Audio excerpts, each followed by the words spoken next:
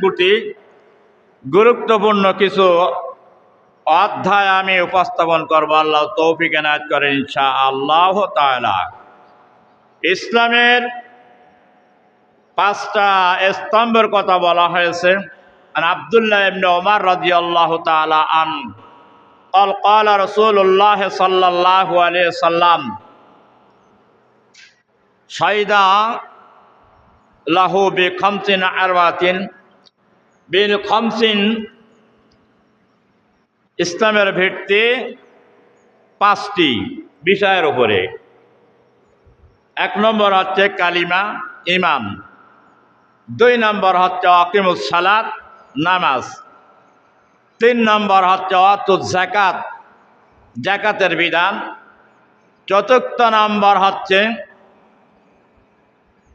আল হজ, হজ করা। পঞ্চম নম্বর হচ্ছে আসৌমে রমাদান, রমজান মাসে রোজা রাখা।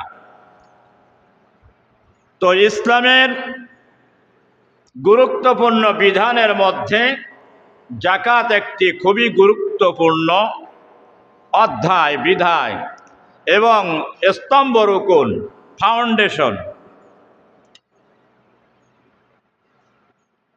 ঈমানের পরে নামাজ, নামাজের পরে যাকাত, যাকাতের বিধান বলা হয়েছে। ইবাদত দুই প্রকারের। এক প্রকার ইবাদত হচ্ছে মালি ইবাদত, আর এক প্রকার ইবাদত হচ্ছে বদনী ইবাদত, শারীরিক ইবাদত। সংক্ষেপে বোঝাতে হবে স্বল্প সময়। মালি ইবাদত, যে ইবাদতটা আল্লাহ সন্তুষ্টি মাল দিয়ে করতে হয়, সেটার নাম হলো মালি ইবাদত। যেমন যাকাত, ঠিক তেমনিভাবে কুরবানি, ঠিক তেমনিভাবে ফিতরা এবং সাধারণ দান সদকা, এটা হচ্ছে মালি ইবাদত। সম্পদ ছাড়া ইবাদতগুলো হয় না। যেমন হজ, সম্পদ ছাড়া হয় না, এটা হলো মালি ইবাদত, অর্থাৎ সম্পদের ইবাদত। আর বদনী ইবাদত, বদন অর্থ শারীরিক ইবাদত। যেমন রোজা, রোজা কিন্তু পয়সা দিয়ে আদায় হবে না। যেমন নামাজ, পয়সা দিয়ে আদায় হবে না। যেমন জিহাদ, পয়সা দিয়ে আদায় হবে না। এই রকম ইত্যাদি ইত্যাদি যতগুলো শারীরিক পরিশ্রম দিয়ে, কষ্ট ত্যাগ দিয়ে করতে হয়, সেগুলোর নাম হলো শারীরিক ইবাদত। আর যে সমস্ত ইবাদতগুলো আল্লাহর সান্নিধ্য অর্জনগুলো মাল দ্বারাই করতে হয়, সেটা হলো মালি ইবাদত। তো মালি ইবাদতের ভিতরে হলো যাকাত। যাকাত, যাকাতের আবেদনিক অর্থ হচ্ছে বৃদ্ধি পাওয়া, বর্ধিত হওয়া, পবিত্র হওয়া, কোনো বস্তুকে পরিশুদ্ধ করা ইত্যাদি। শরীয়তের পারিভাষিক অর্থ হচ্ছে যাকাত অর্থ হল নিসাব পরিমাণ সম্পদের, যদি মালিক বা ধনসম্পদের নির্ধারিত ফরজ অংশ এবং নির্ধারিত এই খাতে আল্লাহ তাআলার সন্তুষ্টি অর্জনের লক্ষ্যে তাকে বন্টন করতে হবে। এই যাকাতের বিধান। সর্বমোট 5 প্রকার সম্পদের মধ্যে যাকাত দেওয়া যাবে। 5 প্রকার সম্পদ থাকলে 5 প্রকার সম্পদের যাকাত দিতে হবে। মুসলমানেরা অন্তরের কান দিয়ে শুনে রাখো, যাকাত ফরজ হলে যাকাত দিবা না। নামাজ একটু মাঝে মধ্যে পড়বা, আদায় করবা, আর মামুলি কিছু দান সদকা মুস্তাহাব সেগুলো করবা। যাকাতের হক আদায় হবে না। যাকাত কত বড়, মস্ত বড় একটি বিধান, শুনে রাখো মনের কান দিয়ে। 5 প্রকার সম্পদের যাকাত দিতে হবে। 1 নম্বর হলো স্বর্ণ অথবা রূপা যদি তার থাকে, নেশাব পরিমাণ। 2 নম্বরে হচ্ছে নগদ টাকা যদি তার কাছে থাকে। টাকা কাছে নাই, ব্যাংকে আছে, ডিপিএসে আছে, সঞ্চয় করা আছে, নগদ টাকার পরে জাকাত, এবং ব্যবসার মালের উপরে জাকাত। 3 নম্বরে হচ্ছে পালিত পশু, ছাগল, গরু, মোষ, ভেড়া, এরকম ধরে ইত্যাদি ইত্যাদি জাকাত তাকে দিতে হবে। এখন 4 নম্বরে হচ্ছে ফল এবং ফসলের উপরে তাকে জাকাত দিতে হবে।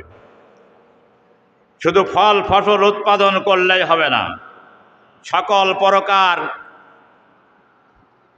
ফসলের উপরে জাকাতের বিধান দিয়েছেন আল্লাহ তাআলা। 5 নম্বরে হচ্ছে ভূমিজ উৎপাদন সম্পদ, গুপ্তধন, খনিজ সম্পদক যদি কেউ পেয়ে থাকে, গুপ্ত সম্পদ, তারপরে তার জাকাত বাধ্যতামূলক। এখন আসেন জাকাতের গুরুত্ব এবং বিধান সম্পর্কে মহান আল্লাহ রাব্বুল আলামিন কোরআনে কারিমের মধ্যে বলেছেন, সূরাতুল বাকারা সূরাতুল আহজাবের 33 নম্বর আয়াতে আল্লাহ রাব্বুল আলামিন বলছেন, আকিমুস সালাতা ওয়া আতিনাজ যাকাতা ওয়া আতিনাল্লাহা ওয়া রাসূলাহু। মহান আল্লাহ রাব্বুল আলামিন বলেন, তোমরা সালাত আদায় করবে। সালাত অর্থ হলো নামাজ আদায় করবে, নামাজ প্রতিষ্ঠা করো এবং রুকু এবং জাকাত আদায় করো। নামাজের পরে যত জায়গায় নামাজের বিধান এসেছে তত জায়গায় জাকাতের বিধান এসেছে। ওয়া আকিমুস সালাতা ওয়া আতুজ যাকাত। কোরআনে কারিমের মধ্যে 82 জায়গার বেশিও নামাজের উল্লেখ রয়েছে। ঠিক নামাজের জায়গার উল্লেখের সাথে সাথে জাকাতেরও বিধান উল্লেখ রয়েছে। ওয়াতুজ যাকাত, যেখানে নামাজের কথা বলা হয়েছে সেখানে জাকাতের কথা বলা হয়েছে। নামাজ প্রতিষ্ঠা করবে এবং জাকাত প্রদান করবে এবং আল্লাহ ও তার রাসূলের আনুগত্য অনুসরণ করবে, আল্লাহর বিধান। বন্ধুরা আমার, সকল নবীর যুগে জাকাতের বিধান ছিল, ঠিক তেমনি ভাবে আমাদের উপরে আল্লাহ রাব্বুল আলামিন জাকাতের বিধান দিয়েছেন। কোরআনে কারীম সূরাতুল বাকারা 43 নম্বর আয়াতে আল্লাহ পাক বলছেন, ওয়া আকিমুস সালাতা ওয়া আতুজ যাকাতা ওয়া আকরিদুল্লাহা করদান হাসানা। মহান আল্লাহ রাব্বুল আলামিন বলেন, আর তোমরা সালাত প্রতিষ্ঠা করো আর জাকাত প্রদান করো এবং আল্লাহ তাআলাকে উত্তম করজে হাসানা প্রদান করো। চিৎকার মেরে বলেন সুবহানাল্লাহ। আল্লাহর পথে জাকাত দেয় আর ফিতরা দেই, কুরবানি দেই, দান করি, সদকা করি, এটা কি আল্লাহকে করজে হাসানা দেই? কর্জ স্বাভাবিকভাবে মানুষকে দিলে, দান করলে 10 গুণ সওয়াব হয়, আর কর্জ দিলে, হাওলাত দিলে 18 গুণ সওয়াব হয়। কিন্তু বর্তমান প্রেক্ষাপটে মানুষকে হাওলাত দেওয়া যাবে না। কেন দেওয়া যাবে না? এই কারণে মানুষ তো নাই, দেখতে শুনতে মানুষ বটে কিন্তু আসল মানুষ নাই। নেওয়ার সময় সুস হয়ে নেবে আর দেওয়ার সময় সবল হয়ে বাহির হবে। এই জন্য ওই মানুষের কাছে হাওলাত দিলে ঈমান থাকবে না, বন্ধুত্ব থাকবে না, ভালোবাসা নষ্ট হয়ে যাবে। আর বিশেষ করে লেনদেনে যারা সঠিক আছে ওরাই কিন্তু প্রকৃত সমাজের, কিন্তু আসল মানুষ চিনতে হলে তাদের নমুনা হচ্ছে লেনদেন করে বুঝবেন। কথা এবং কাজের সঙ্গে যদি হুবহু মিল থাকে বুঝবেন যে এর ভিতরে কিছু মানবতা বা ঈমান আছে। বন্ধুরা আমার, এই জন্য আল্লাহ রব্বুল আলামিন বলতেন, আল্লাহ আমাকে কর্জে হাসানা দাও, অর্থাৎ নেক কর্জ। আল্লাহকে যে কর্জ দেওয়া হয়, যে হাওলাত দেওয়া হয়, এটা আল্লাহ রাব্বুল আলামিন নিয়ে এটা লালিত পালিত করেন। আপনি যদি ইখলাসের সঙ্গে আন্তরিকতার সঙ্গে যে দান বা সদকা যাকাত যাই করবেন না কেন, যেমন মানুষ বকরির বাচ্চা, গরুর বাচ্চা যেমন লালিত পালিত করে তার বংশ বৃদ্ধি করে, আল্লাহ রাব্বুল আলামিন ঠিক তেমনি ভাবে বান্দার দান যখন আল্লাহর হাতে বড় অকরিদুল্লাহ, তখন আল্লাহ রাব্বুল আলামিন ওই দানটা তার জন্য পরকালে ফেরেশতাদের মাধ্যমে কারবার করেন, অর্থ বৃদ্ধি পায়। দেখা গেল এক ব্যক্তি 1000 টাকা দান করেছে, আরে দানটা পড়ে ফকিরের হাতে না, দানবীর হাতে না, দানটাই পড়ে আল্লাহ রাব্বুল আলামিনের হাতে। কিয়ামতের দিন দেখতে পাবে 10,000 টাকার ধরো লক্ষ লক্ষ টাকা তার আমল নামায় দানের সব লেখা রয়েছে। আল্লাহর কাছে বান্দা জিজ্ঞেস করবে, মাবুদরে, আমি তো এত টাকা দান করে নাই, কিন্তু এত সম্পদ, এত দান আমার আমল নামায় কোথা থেকে আসলো? আবার আল্লাহ রাব্বুল আলামিন বলবেন, সূরা আরাফে আল্লাহ পাক বলেছেন, মান জাআ বিল হাসানাতু ফালাহু আশরু আমসালিহা। ও বান্দা, তুমি কি শুনো না, আমি কোরআনে কারিমের মাধ্যমে জানাই দিয়েছি, যে ব্যক্তি একটা নেক কাজ করবে আমি 10 গুণ তার বাড়াই দিব। সুতরাং 1 টাকা দান করলে আমি তার 10 গুণ বাড়াই দিয়েছি। বিশেষ করে রমজান মাসে যদি 1 টাকা দান যদি কেউ করে, 70 গুণ আল্লাহ রাব্বুল আলামিন তার বর্ধিত করে দেন। এই জন্য বলবেন, বান্দারে আমার ওদা অনুযায়ী তোমার এই পরকালে তোমার দানা লালিত পালিত করে তোমার আমল নামায় সেটা সংযুক্ত হয়েছে। চিৎকার মেরে বলেন সুবহানাল্লাহ। এরপরেও বখিল কিন্তু দান করবে না, যাকাত দেবে না, কুরবানি দেবে না, বখিলে থেকে যাবে। মহান আল্লাহ রাব্বুল আলামিন সূরাতুল মুজাম্মিলে বলেছেন, আকিমুস সালাতা ওয়া আতুজ যাকাতা ওয়া আকরিদুল্লাহ করদান হাসানা। সূরা মুজাম্মিলের শেষ আয়াত, 20 নম্বর আয়াত। মহান আল্লাহ রাব্বুল আলামিন বলছেন, তোমরা সালাত প্রতিষ্ঠা করো, যাকাত প্রদান করো এবং আল্লাহ তাআলাকে উত্তম কর্জ দাও, কর্জ হাসানা। এটা হচ্ছে উত্তম কর্জ।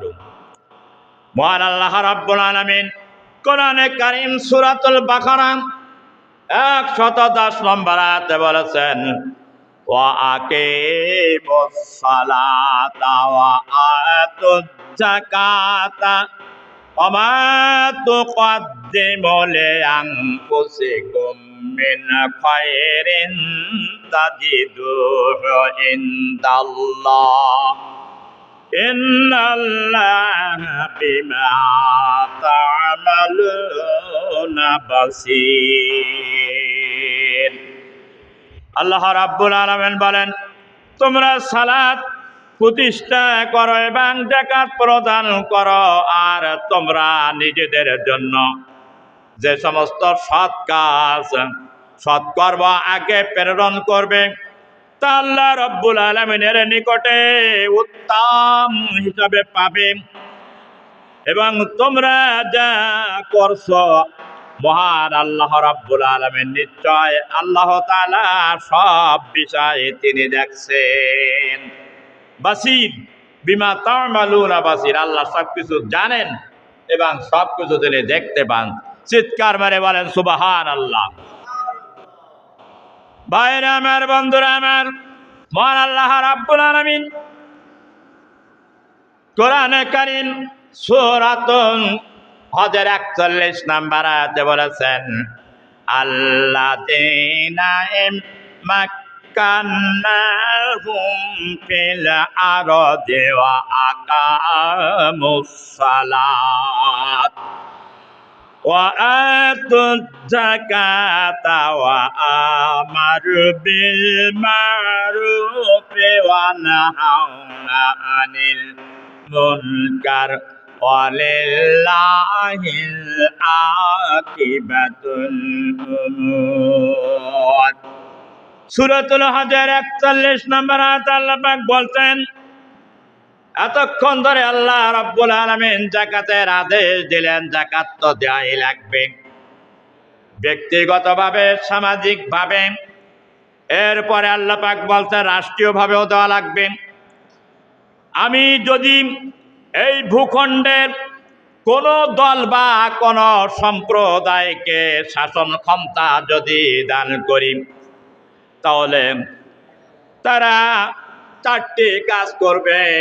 আমি যদি কোনো মুসলমানের ভূখণ্ডে কোনো ইহুদি নাসারা বা কোনো মুসলিম এবং কোনো হিন্দু রাষ্ট্রই না, কোনো মুসলিম রাষ্ট্রে ভূখণ্ডে যদি কাউকে শাসন ক্ষমতায় প্রতিষ্ঠিত করি, তাহলে তাদেরকে ৪টি কাজ করতে হবে। কয়টি কাজ?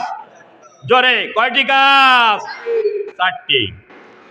১ নম্বরে হচ্ছে কি আকামুস সালাত, তাদের নামাজ প্রতিষ্ঠা করতে হবে রাষ্ট্রীয়ভাবে। আল্লাহ পাক বলতেন, আমি মুসলমানকে যদি কোনো ভূখণ্ডে ক্ষমতায় যদি বসাই, তাহলে তাদের প্রথম কাজ হবে কি মুসলমান হিসেবে নামাজ প্রতিষ্ঠা করতে হবে। কেন? নামাজ যদি প্রতিষ্ঠা করে, তাহলে রাষ্ট্রের মধ্যে কোনো চোর থাকবে না, দুর্নীতিবাজ থাকবে না, জনগণের টাকা ফাঁকি দিয়ে খাবে না, ট্যাক্সের টাকা ফাঁকি দিয়ে খাবে না, রিলিফের মাল খাবে না, ভিসিডির মাল ফাঁকি দিয়ে খাবে না, তারপরে যে রাস্তার টাকা ফাঁকি দিয়ে খাবে না, কালভার্ট খাবে না, মসজিদের টাকা ফাঁকি দিয়ে খাবে না, গরিবের হক বিধবা ভাতা ফাঁকি দিয়ে খাবে না, সর্বোপরি ফ্যামিলি কার্ডের টাকা ফাঁকি দিয়ে খাবে না। এই জন্য নামাজ প্রতিষ্ঠা করতে হবে। কেন? কোরআনে কারিমের মধ্যে আল্লাহ রাব্বুল আলামিন বলেছেন, সূরা আনকাবুত ৪৫ নম্বর আয়াতে বলছেন, ইন্নাস সালাতা তানহা আনিল ফাহশাই ওয়াল মুনকার। নিশ্চয়, অবশ্যই, অবশ্যম্ভাবী যাবতীয় অন্যায় কাজ থেকে, নির্লজ্জ, বেহাপনা, অশ্লীল, অশোভনীয় এবং যাবতীয় হক নষ্ট করা থেকে একমাত্র ফেরাতে পারে নামাজ।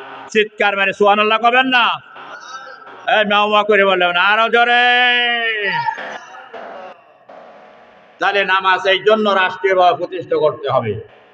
যদি প্রাইম মিনিস্টার থেকে শুরু করে চকিদার পর্যন্ত নামাজি হয়, তাহলে আমানত, জনগণের আমানতকে নষ্ট করতে পারবে?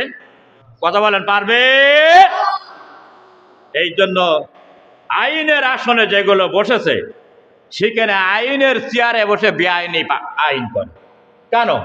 সে তো নামাজ পড়ে না, ইসলাম মানে না, আইনের চেয়ারে বসে চুরি করে। আইনের চেয়ার